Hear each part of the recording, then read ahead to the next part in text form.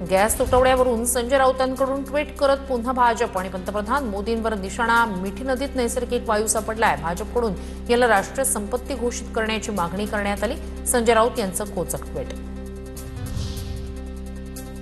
भंडाऱ्यात cylinder हाती घेत काँग्रेसचं आंदोलन. जिल्हाधिकारी कार्यालयावर काढला मोर्चा. महागाईच्या चटक्यानंतर आता गॅस सिलेंडरचाही तुटवडा. पंतप्रधान नरेंद्र मोदींविरोधात घोषणाबाजी. मुंबईत सीएसएमटी स्थानकाबाहेरील खाऊ गल्लीत व्यावसायिक गॅस सिलेंडरचा तुटवडा. दुकानदारांना इलेक्ट्रिक शेगडीवर जेवण करण्याची वेळ. सरकार मूर्ख बनवत आहे. आमच्या समस्यांकडे सरकार लक्ष देत नाही. दुकानदारांनी व्यक्त केली खंत. नागपूर विमानतळावरील कॅन्टीनमध्ये व्यावसायिक गॅस सिलेंडरचा तुटवडा. सिलेंडर नसेल तर विमानातील नाश्ता आणि स्टाफच्या जेवणाचा प्रश्न निर्माण होणार. कॅन्टीन चालकाकडून अन्न पुरवठा विभागाकडे सिलेंडरची मागणी. पुण्यातील सिंहगडमध्ये आजही गॅस सिलेंडरचं रस्त्यावरच वाटप सुरू. घरी जाऊन सिलेंडरचं वाटप करण्याच्या जिल्हाधिकाऱ्यांच्या होत्या सूचना. युद्धाच्या नावाखाली धुळ्यातील केळी उत्पादकांची फसवणूक होत असल्याचा आरोप. व्यापाऱ्याकडून भाव मिळत नसल्यानं शेतकरी आर्थिक संकटात. 1,500 ते 2,000 रुपयांचा दर 800 ते 1,000 रुपयांवर आला.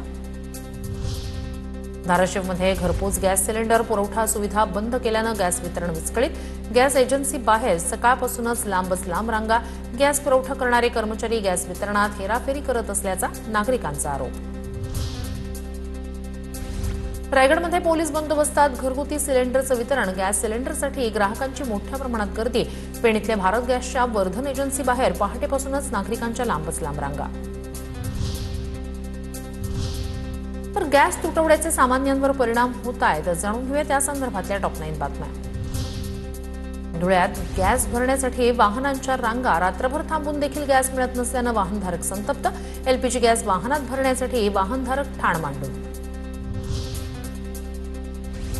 वाशिममध्ये 3 दिवसांपासून सर्व्हर डाऊनमुळे गॅस बुकिंग ठप्प. एजन्सी बाहेर ग्राहकांच्या लांबच लांब रांगा. जिल्हा प्रशासनानं तांत्रिक समस्या तातडीने दूर करून गॅस वितरण सुरळीत करण्याची मागणी. नाशिकमध्ये गॅस तुटवड्यावरील उपाययोजनेसाठी विशेष आपत्ती व्यवस्थापन कक्ष स्थापन. जिल्हाधिकारी कार्यालयात कक्षाची स्थापना.